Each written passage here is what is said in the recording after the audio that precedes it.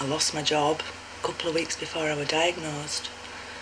I can't do what I want because some days my body won't let me do what I want. You're not normal anymore, you don't look like anybody else, you don't act like anybody else, you don't think like anybody else. This clip is well over 2 years ago.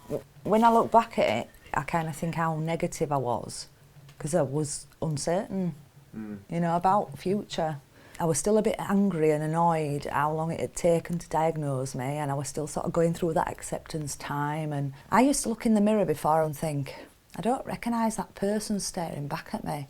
And I've progressed a lot since then, so actually my symptoms are worse. I mean, you can see my tremor on there, and it's nowhere near as bad as it is now, but I think you can see in my face there, I'm kind of miserable and I'm upset. I know who I am now. I didn't know who I was then because I was scared. I don't want them to feel sorry for me. I don't want them to suffer. I don't want their lives to be different. All that's going to happen. I don't want it to affect my family. At the time, it was exactly how I felt. But you feel different. As years go by, you feel different. Would you say that this person looking at here maybe doesn't know as much? Oh God, yeah. I didn't know half as much then as I know now about medication, about support. I'm not half as worried now, because if you sit and think about it long enough, all the things you can't do can soon get you down.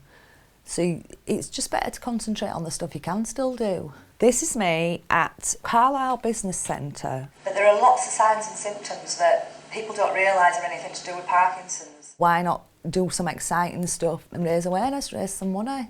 I've been given this, so I've got to get on with it, so make best of it. I've always loved music, but I would have never dreamt in a million years I would broadcast live. I'm Phil Beckett and I'm going to be here for the next 2 hours. As a special treat, I've got Kaz with me today. Hi, Kaz. Hi. We've gone really to being like a one-income family. I worry about it. I worry a lot. We're not a wealthy family. We don't run fancy cars, we don't eat amazing food. And you just kind of think, how would we survive on even less?